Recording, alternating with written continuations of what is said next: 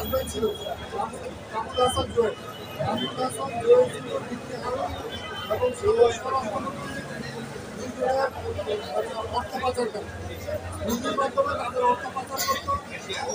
ছিল Kamrul Hasan Joel. Kamrul Hasan Joel যখন তাকে বিভিন্নভাবে নির্যাতন করে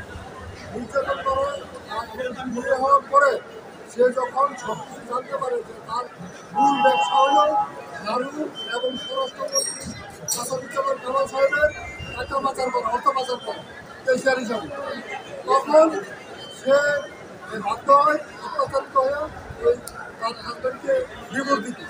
ডিভোর্স দেওয়ার পরে তার বিরুদ্ধে একটি মামলা করে বিদ্যা আদালতে। মামলা করার পরে ওই মামলায় দীর্ঘ 1.5 মাস এই আজকের যে ভিক্টিমের আসামি তার সে নিজে তার নাবালক সন্তান, তার মা, তার ভাই দীর্ঘ 1.5 মাস হাজত থাকে, জেল হাজতে ছিল। জেল হাজতে থাকার পরে এই তার স্বামী হাসান জোয়েল এক পর্যায়ে গিয়ে তাকে বাধ্য করে যে তার সাথে হবে এবং যে ডিভোর্স দিয়েছে ওই ডিভোর্সটা প্রত্যাহার করতে হবে। এই শর্তে আদালতে এসে মামলা প্রত্যাহার করার পরে এই আসামিরা মা সহ যারা আছে তারা জামিনে মুক্তি।